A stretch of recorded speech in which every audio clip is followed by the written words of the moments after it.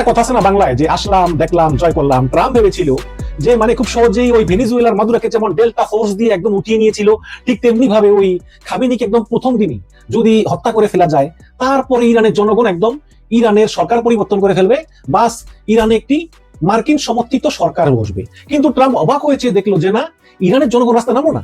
Trump বললো যে Iran জনগণ, এবার তোমাদের পালা, রাস্তায় নেমে এসো, সরকার পরিবর্তন করো এবং তোমাদের দেশকে তোমরা গড়ে নাও। কিন্তু একটা জনগণ রাস্তায় নামলো না, বরঞ্চ আরো এইসব জনগণ তারা সরকারের প্রতি সংহতি প্রকাশ করলো। এখানেই কিন্তু ট্রাম্পের 90% স্ট্র্যাটেজি মার খেয়ে গেল। যেমন করে ভেনেজুয়েলাতে মাদুরাকে উঠিয়ে নিল, তারপর নতুন সরকার তারা বললো যে আচ্ছা আমরা সব মেনে নিলাম, এখন ভেনেজুয়েলা ওদের হাতে, মনে করছিল ভেনেজুয়েলার তেল আমাদের কাছে, এখন এটা ইরানের উপর করা গেলে ইরানের তেল সম্পদ, খনিজ সম্পদ, গ্যাস সব আমাদের কাছে এসে পড়বে। সুতরাং লাভই লাভ, ব্যবসায় ব্যবসা। কিন্তু ট্রাম্পের সেই পরিকল্পনা মাঠে মারা গেল। এবং সবচেয়ে বড় ভুল করছে ট্রাম্প কি জানেন? সেটা হচ্ছে যে ইরান আমেরিকার সব দাবি মেনে নেওয়ার পরেও শুধুমাত্র ইসরায়েলের কথায় ট্রাম্প এই হামলাটা চালালো। অনর্থক কোনো প্রয়োজন ছিল না। কিন্তু এই আজকে 12তম দিনে লেটেস্ট খবর হচ্ছে ইসরায়েল এবং ট্রাম্প তারা যুদ্ধ বন্ধ করতে চায়। গতকাল ট্রাম্প ফোন করেছিল রাশিয়ার প্রেসিডেন্ট ভ্লাদিমির পুতিনকে, এবং সেখানে অনেক কথা হয়েছে এবং কিভাবে যুদ্ধটা আসলে বন্ধ করা যায় এ নিয়ে আলোচনা হয়েছে। কিন্তু ইরান বলেছে যে না, কোনো যুদ্ধ বিরতি হবে না, যুদ্ধ শুরু করেছো তোমরা, শেষ করবো আমরা। এবং তোমরা যদি মনে করে থাকো যে তোমরা যুদ্ধবিরতি ঘোষণা দিয়ে আক্রমণ বন্ধ করে দিলেও আমরা আক্রমণ বন্ধ করবো, সেটা হবে না। আমরা আক্রমণ চালিয়ে যাব। এবং সে আক্রমণ চলছে, এবং নতুন লিডার সাইদ মুস্তফা খোমেনি, তিনি নেতা হওয়ার পরে আক্রমণের তীব্রতা আরো বৃদ্ধি পেয়েছে। আয়াতুল্লাহ আলী খোমেনি ছিলেন বৃদ্ধ মানুষ, তিনি কিন্তু এই পারমাণবিক অস্ত্র তৈরি করতে চাইতেন না। তিনি বলতেন যে না, আমাদের পারমাণবিক অস্ত্র দরকার নেই। কিন্তু এই তার ছেলে সাইদ মুস্তফা খোমেনি, তিনি কিন্তু IRGC, Islamic revolutionary guard corps, এর সঙ্গে কিন্তু তার খুব ডিপ রিলেশন, এবং তিনি আরো দ্বিগুণ গতিতে হামলা করতেছেন এবং নতুন নতুন কৌশল হচ্ছে। কি কৌশল? যেমন আমি একটু ইতিহাস থেকে পড়ে শোনাই। ঠিক আছে, যুদ্ধের কৌশলে ভয়াবহ পরিবর্তন, 1000 কেজির মিসাইল ছুটছে ইরান। একটা কথা বলি, ইসরায়েলে কিন্তু প্রচুর হতাহত হচ্ছে। একটা খবর শুনলাম যে নেতানিয়াহুর ভাই মারা গিয়েছে। সকল ইসরায়েলের বাংকারে আছে, নেতানিয়াহু নিজেও কিন্তু বাংকারে আছে। অনেকে বলেন যে নেতানিয়াহু মারা গেছে কারণ তারা নেতানিয়াহুকে দেখেন না। আসলে নেতানিয়াহু জীবিত আছেন, তিনি বাংকারে লুকিয়ে আছেন। এখানে বলতেছে যুদ্ধের কৌশলে ভয়াবহ পরিবর্তন, 1000 কেজির মিসাইল ছুটছে ইরান। ইরান এবং যুক্তরাষ্ট্র ইসরায়েলের যুদ্ধের আজ 12তম দিনে রণকৌশলে বড় ধরনের পরিবর্তন ঘোষণা দিয়েছে তেহরান। গত রোববার ইরানের রেভলিউশনারি গার্ড কর্পসের অ্যারোস্পেস ফোর্সের কমান্ডার ব্রিগেডিয়ার জেনারেল মাজিদ মুসাবি জানিয়েছেন, এখন থেকে ইরান শুধু সেই সব মিসাইল ব্যবহার করবে যেগুলোর পেলোড বা গোলা বারুদ বহন ক্ষমতা 1000 কেজি বা তার বেশি। এই ঘোষণা যুদ্ধের ময়দানে সংখ্যা কমানোর পরিবর্তে বরং বিধ্বংসী ক্ষমতা বাড়ানোর কৌশল হিসেবে দেখছেন সামরিক পর্যবেক্ষকরা। যুদ্ধের শুরুতে ইরানের কৌশল ছিল শায়েদ 136 ড্রোনের মতো সাশ্রয়ী প্রযুক্তি ব্যবহার করে শত্রু শিবিরের আকাশের প্রতিরক্ষা ব্যবস্থাকে ব্যস্ত রাখা। এর মূল উদ্দেশ্য ছিল স্যাচুরেশন অ্যাটাক বা একসঙ্গে প্রচুর ড্রোন ও মিসাইল ছুড়ে ইসরায়েল এবং আমেরিকার দামি ইন্টারসেপ্টর মিসাইল খরচ করিয়ে ফেলা। আমি আগে বলেছি যে ইরানের এই শাহেদ ড্রোন, $50,000 ড্রোন ঠেকাতে যে ইন্টারসেপ্টর ছুটতো আমেরিকা ইসরায়েল, এগুলোর দাম মিলিয়ন ডলার। হ্যাঁ, তো ইরান চেয়েছে এইগুলো আসলে খরচ করে ফেলানো। জেনারেল মুসাবি বলেন যে এই মিসাইলগুলো ম্যাক 8 এর বেশি গতিতে চলতে পারে এবং এর গতিপথ পরিবর্তন সক্ষমতা রয়েছে। গতিপথ পরিবর্তন সক্ষমতা বলতে যেমন মিসাইল যাচ্ছে, আবার ইসরায়েল ইন্টারসেপ্টর মারছে, যখন মিসাইল দেখতেছে যে ইন্টারসেপ্টর আসতেছে, সে গতিপথ পরিবর্তন করে ফেলবে। এইভাবে যাবে। এটা পরিবর্তন করতে পারে, যা ইসরায়েলের অ্যারো 3 এর মতো উন্নত আকাশ প্রতিরক্ষা ব্যবস্থাকে ফাঁকি দিতে পারবে। এবং একটি 1 টনের মিসাইল যদি লক্ষ্য ভেদে সফল হয়, তবে তা একটি বিমান ঘাঁটি বা একটি ভূগর্ভস্থ কমান্ড সেন্টার পুরোপুরি ধ্বংস করে দেওয়ার সক্ষমতা রাখে। লেবাননের সংবাদ মাধ্যম আল মায়াদিনের বরাতে জানা গেছে যে দুবাই বিমানবন্দর এবং সৌদি আরবের রাশ তানুরাজ তৈল শোধনাগারের মতো আঞ্চলিক অবকাঠামো এখন ইরানের প্রধান লক্ষ্যবস্তু তালিকায় রয়েছে। বর্তমানে ইরান রস্তাগারে 1800 কেজি বিস্ফোরক বহনে সক্ষম খোররাম শাহর মিসাইল রয়েছে। এই খোররাম শাহর মিসাইল খুবই বিধ্বংসী। এটা একটা ছুড়েছে মনে হয় ইরান, সম্ভবত আর ছুড়ে নেই, যা প্রায় 2000 কিলোমিটার দূরের লক্ষ্যবস্তুতে আঘাত হানতে পারে। এছাড়াও সলিড ফুয়েল চালিত মাঝারি পাল্লার সেজিল মিসাইল এবং 3000 কিলোমিটার পাল্লার সুমা ক্রুজ মিসাইলও ইরানের হাতে রয়েছে, যেগুলো এখনো ইরান ব্যবহার করেনি। এবং ইরানের সুমার মিসাইলে পারমাণবিক অস্ত্র আছে বললেও ধারণা করা হচ্ছে। একটা পারমাণবিক অস্ত্র মারলে কিন্তু পৃথিবী শেষ। প্রতিরক্ষা বিশ্লেষক সানাকা আরসেলম পেরোরার মতে ইরান এখন যুদ্ধের ইন্টারসেপ্ট ম্যাথ বা গাণিতিক সমীকরণ বদলে দিচ্ছে। আগে একটা ইরানি ড্রোন ধ্বংস করতে $4 মিলিয়ন পেট্রিয়েট মিসাইল ব্যয় করাটা ছিল আমেরিকার জন্য অর্থনৈতিক চাপ। কিন্তু এখন ভারী মিসাইল ঠেকাতে ইন্টারসেপ্টর মিসাইল মিস হলে, যদি মিস হয়ে যায় এবং সেটা যদি ইসরায়েল আঘাত হানে, তার পরিণতি হবে চরম ভয়াবহ। এতে আকাশ প্রতিরক্ষাকারীদের দ্রুত ইন্টারসেপ্টর মজুদ শূন্য হওয়ার আশঙ্কা তৈরি হয়েছে।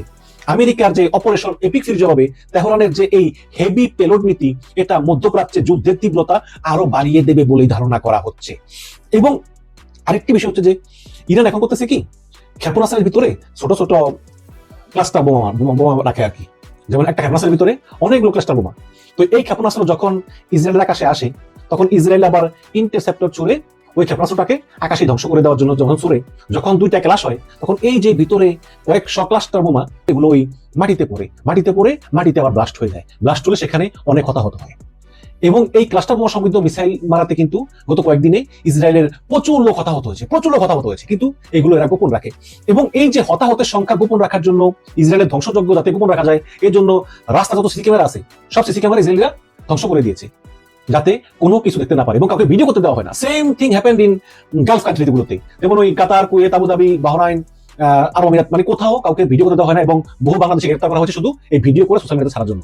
সুতরাং বাংলাদেশে বাইরে সাবধান, শুধু ভিডিও করার দরকার নাই, আপনার রুটি যেখানে সেখানে আসলে এগুলোর কোনো প্রয়োজন নেই। ওদিকে ইসরায়েলের পররাষ্ট্রমন্ত্রী গিডিয়ন সার আজ মঙ্গলবার বলেছেন যে ইরানের সঙ্গে ইসরায়েল অনন্তকালের যুদ্ধ চায় না, আমরা এই সংঘাত কখন শেষ হবে সে বিষয়ে আমেরিকার সঙ্গে আলাপ করে আমরা সিদ্ধান্ত নিব। তার মানে এই যুদ্ধ আসলে ইসরায়েলও আর করতে চাচ্ছে না। ওদিকে ইরানের নতুন লিডার সাইদ মুস্তফা খামেনিকে অভিনন্দন জানিয়েছেন ওমানের বাদশাহ, তার কিছুক্ষণ পরেই অভিনন্দন জানিয়েছেন পাকিস্তানের প্রধানমন্ত্রী। কিন্তু আমাদের বাংলাদেশের এই খলিলুর রহমানের পররাষ্ট্র মন্ত্রণালয় এই সাইদ মুস্তফা খামেনিকে অভিনন্দন জানানোর মতো সাহস তাদের নাই। কেন নাই আপনারা ভালো করে জানেন যে খলিল সাহেব কোন যোগ্যতায় এই বিএনপির পররাষ্ট্রমন্ত্রী হলো, কার পরামর্শ, এগুলো তো আর আপনাদেরকে বলা লাগবে না। গতকাল ট্রাম্প বলেছে যে যুদ্ধ যে কোনো মুহূর্তেই বন্ধ হতে পারে এবং অনেকেই মনে করতেছেন যে ডোনাল্ড ট্রাম্প আসলে নিজেই নিজেকে বিজয়ী ঘোষণা করবে। ট্রাম্প বলবে যে হ্যাঁ আমি জয়ী হয়েছি, ইরানের নেতা মারা গেছে, তারপরে ইরানের অবকাঠামো ধ্বংস হয়েছে, ইরানের নৌবাহিনী শেষ, সুতরাং আমরা জয়ী হয়েছি এবং আমরা এই যুদ্ধ বন্ধ করলাম। কিন্তু ইরানের স্পিকার আর সোজা বলে দিয়েছে যে যুদ্ধ কখন বন্ধ হবে এটা অন্য কেউ না, এটা ইরান ঠিক করবে এবং আমরা কোনো যুদ্ধ বিরতিতে যাব না। এখন আমেরিকা যুদ্ধ বন্ধ ঘোষণা করলেও ইরান কিন্তু ঠিকই যুদ্ধ চালিয়ে যাবে, কারণ ইরানের যুক্তি হচ্ছে যে গত বছরের জুনে যখন 12 দিনের একটা যুদ্ধ হয়েছিল ইরান, আমেরিকা এবং ইসরায়েলের ভিতরে, সেই সময় কিন্তু যুদ্ধ শেষ হওয়ার পরে ওমানের মধ্যস্থতায় ইরানরা চুক্তি করেছে যে ইরান কখনোই পারমাণবিক অস্ত্র কখনোই তৈরি করবে না। সেই চুক্তির পরেও এই এখন আবার এই 28শে ডিসেম্বর একদম নতুন করে যুদ্ধ শুরু হলো। কাজে যারা এরকম চুক্তি খেলা করে বিশ্বাসঘাতকতা করতে পারে, যারা আবার এই যুদ্ধবিরতি যে আবার যে পর আক্রমণ করবে না, তার কি গ্যারান্টি, তাই না? এরকম তারা বলে যে আর যুদ্ধ করবো না, কদিন পরে আবার অ্যাটাক করে। সুতরাং এবার আর কোনো যুদ্ধবিরতি না, বিশ্বাসঘাতকদেরকে আর বিশ্বাস করা যাবে না। শেষ পর্যন্ত ট্রাম্প বাধ্য হয়ে গতকাল রাতে পুতিনকে ফোন করে বলেছে যে আমরা যুদ্ধবিরতি চাই, আমরা যুদ্ধ চালাবো না, তুমি মধ্যস্থতা করো। পুতিন বলেছে ঠিক আছে আমরা দেখি। কাতারের এক মন্ত্রী তিনি সংবাদ সম্মেলন করে বলেছেন যে আমরা এই যুদ্ধের ফলে খুবই বিরক্ত, কারণ আমাদের সঙ্গে কোনো পরামর্শ না করেই ইসরায়েল এবং আমেরিকা মিলে এই যুদ্ধ শুরু করেছে। সুতরাং এই গালফ কান্ট্রিগুলো মানে আরব দেশগুলো তারাও বুঝতে পেরেছে যে আসলে আমেরিকা এই আরব দেশগুলোর নিরাপত্তার চেয়ে বেশি চিন্তা করে ইসরায়েলের কথা। যতই বলুক যে তোমরা আমার আপন, তোমার দেশে আমাদের ঘাঁটি করতে দাও, কিন্তু আসলে এই আমেরিকা আরব দেশগুলো তো ভাবে না, আমেরিকা ভাবে ইসরায়েলের কথা।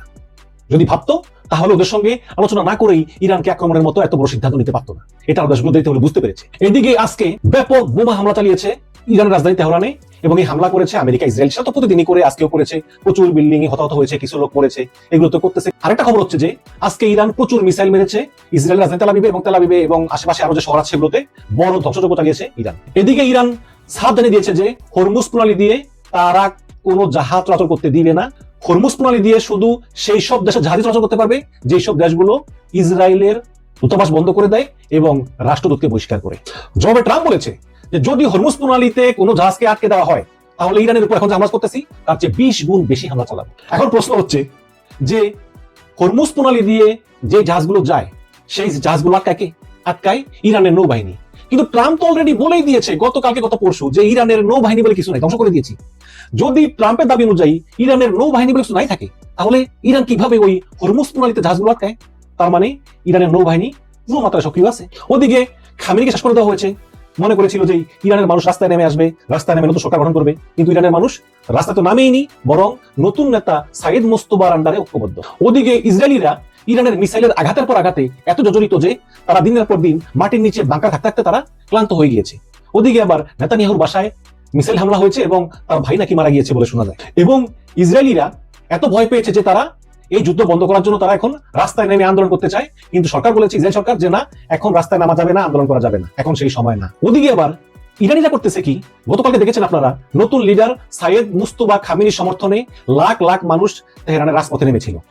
এবং যখন তারা তেহরানের রাজপথে নেমেছে লাখ লাখ মানুষ, তখন কিন্তু বিভিন্ন জায়গায় আমেরিকা ইসরায়েল বিমান থেকে বোমা বর্ষণ করতেছে, কিন্তু একটা লোক ভয় পেয়ে ফেরত যায়নি। তারা বলতেছে না, আমরা ভয় পাবো না, আমরা এই লাখ লাখ লোক আমরা আসি, আমরা এখানেই থাকবো এবং আমরা আমাদের এই নতুন নেতার প্রতি আমাদের সমর্থন পুনর্ব্যক্ত করলাম। একজন ইরানিও সমাবেশ ছেড়ে যায়নি। তাদের পরিষ্কার কথা, বিমান থেকে বোমা মেরে তোমরা আমার দেশ দখল করতে পারবে না। আমেরিকা ভেবেছিল খামেনিকে শেষ করে দেওয়ার পরই আসলে সব শেষ হয়ে যাবে এবং ইরানের মানুষের মধ্যে খামেনির বিরুদ্ধে যে ক্ষোভ, সেই থেকে ইরানের মানুষ রাস্তায় নেমে এসে নতুন সরকার গঠন করবে এবং সেই সরকার হবে মার্কিন সমর্থিত এবং এভাবে আমেরিকা ইরানের ওই তেল সম্পদ দখল করে নেবে। কিন্তু ইরানের জনগণ ঠিকই রাস্তায় নেমেছে, আমেরিকার পক্ষে না, নেমেছে তাদের নতুন নেতা সাইদ মোস্তফা খামেনিকে অভিনন্দন জানাতে এবং আমেরিকার বিরুদ্ধে স্লোগান দিয়েছে। সুতরাং এই আমেরিকাকে ইরানিরা চিনতে বিন্দুমাত্র ভুল করেনি। এখন ট্রাম্প বলতেছে একবার কুর্দি বাহিনীকে পাঠাবো, আরেকবার বলতেছে স্থল বাহিনীকে পাঠাবো, আবার অনেকে বলতেছে যে হয়তোবা পরমাণু বোমা নিক্ষেপ করতে পারে, কারণ পরমাণু বোমা ছাড়া তো আর এত বড় দেশ ধ্বংস করা যায় না। সর্বশেষ পরমাণু বোমা মেরেছিল হিরোশিমাতে, সেই দ্বিতীয় বিশ্বযুদ্ধের সময়। তখন দেখেছেন যে হিরোশিমা কিভাবে ধ্বংসপ্রাপ্ত হয়েছে। পরমাণু বোমা কিন্তু খুবই একটা গোটা দেশ মহাদেশ ধ্বংস করে দেয়। এখন অনেকে বলতেছে এটা করতে পারে। আমার মনে হয় যে ট্রাম্প এত বড় বিদ্রোহী সিদ্ধান্ত সে নিবে না। সে আসলে করবে কি, কারণ ট্রাম্প ভালো করে জানে যে ইরানের 3 দিকে কিন্তু পর্বতমালা, 3 দিকে পর্বত দিয়ে ঘেরাও করা, শুধু পাকিস্তানের দিকে একটু খালি আছে। সুতরাং ওই দিক দিয়ে সারা বা ভিতরেও ট্রাম্প আসলে স্থলবাহিনী দিয়ে ইরানে জিততে পারবে না। তারপরে যদি তর্কের খাতিরে ধরেই নি যে ট্রাম্প স্থলবাহিনী পাঠালো, সেখানে ইরান পরাজিত হলো, ট্রাম্প ইরানে নতুন সরকার বসালো, কিন্তু কয়দিন? আফগানিস্তানে কিন্তু সেম জিনিস হয়েছে। আফগানিস্তানে তালেবানদেরকে পরাজিত করে আমেরিকা তাদের সমর্থিত সরকার বসিয়েছে এবং সেই সরকার ছিল খুবই দুর্বল সরকার।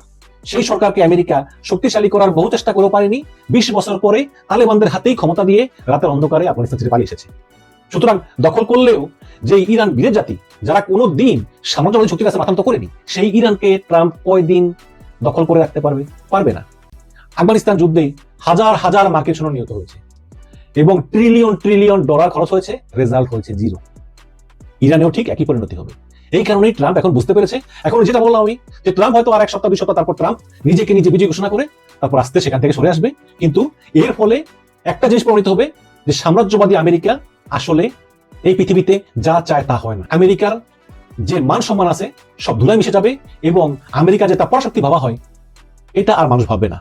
তারা বুঝে যাবে যে এই দুর্বল বিশ্ব জেনে যাবে যে এই গরিব দেশ ইরান, যাদেরকে আমেরিকা স্যাংশন দিয়ে রেখেছে আজকে কয়েক দশক ধরে, সেই ইরানিদের কাছে আমেরিকা এবং ইসরায়েলের মতো শক্তিশালী দেশও পরাজয় বরণ করে লেজ গুটিয়ে পালিয়ে আসতে বাধ্য হয়েছে। এবং এটাই হচ্ছে পরিণতি। এবং আমি এই আমেরিকা জিতার কোনো লক্ষণই দেখি না। আমেরিকা এবং ইসরায়েল এই যুদ্ধে লেজ গুটিয়ে সরে যাবে, এটাই হচ্ছে এই যুদ্ধের ভবিতব্য। তবে আমরা আসলে চাই, যারা আমরা সাধারণ মানুষ, যে যুদ্ধ বন্ধ হোক, কারণ এই যুদ্ধ কিন্তু কারোর জন্যই সুখকর না। যুদ্ধ কিন্তু ক্ষতিই বাড়ায়। যুদ্ধে আসলে কেউই জিতে না। এই যুদ্ধে আমেরিকা পরাজিত হবে, ইসরায়েল পরাজিত হবে, বাট ইরানেরও তো প্রচুর ক্ষতি হয়ে গিয়েছে, তাই না? প্রচুর মানুষ মারা গেছে। তারপরে ওই ইরানের তো দোষ নাই, তাই না? ইরান তো আক্রমণ করেনি, আক্রমণ তো আমেরিকায় শুরু করেছিল। আমরা যুদ্ধ চাই, শান্তি চাই, কারণ যুদ্ধ বাড়লে আমাদের বাংলাদেশের মতো দেশও কিন্তু আক্রান্ত হবে, আমাদের কষ্ট হবে, আমাদের দেশের জনগণ কষ্ট পাবে। আমরা চাই না যুদ্ধ হোক, আমরা চাই এই বিশ্বের সবাই শান্তি থাকুক এবং বাংলাদেশের জনগণও শান্তি থাকুক। ধন্যবাদ।